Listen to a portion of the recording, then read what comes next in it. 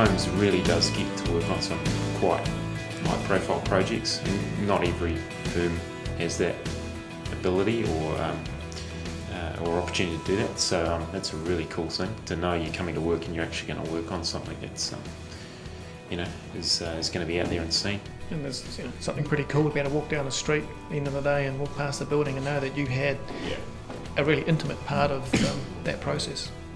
As a drafter, the thing I love about Revit is the fact that it finally got something that can visualise the way you're thinking in your mind.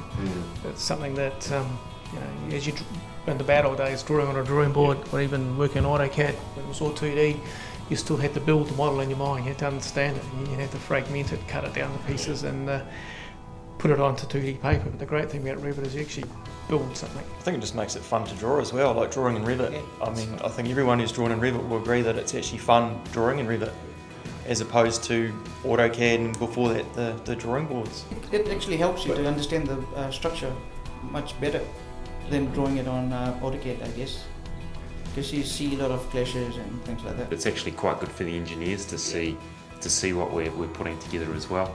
It just helps them. It's very, very easy to pick up. It's not something that takes ages to sort of learn or get your head around. It's right there. So we're getting into Navisworks, which is a 4D program. 4D is actually a timeline, so we can actually give each specific piece of the job a time and a date that it's going to be built. You can just render images up, render buildings up, you put it onto the site, you do fly arounds, you can do walk through the buildings. It's just fantastic like that.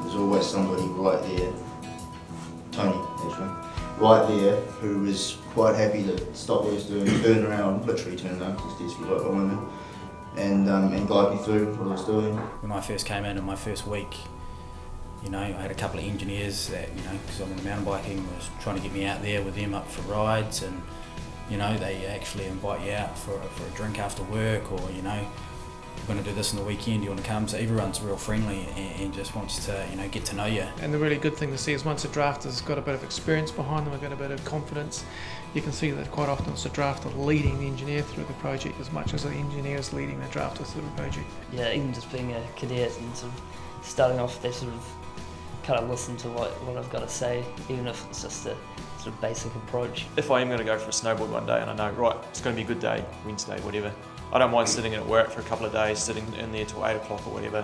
I'll do it with my own accord, get it done, and then go out for a snowboard. And like Tony said, no questions asked. It's just the way you can do it. One of the managers came to me and said, "Oh, thank you very much. That's another culture that is very good. They come to you and to thank you for what you've done." And he says, "Well, you can take 1 day off because you have worked on the weekend." He acknowledged that what you have done and tell you can take 1 day off, which is excellent. And I said, yeah, I'll do that now. You're not just working on projects that are locally to where you're based. You during times you might get asked to go and work on projects that are in other centres, and it's really cool.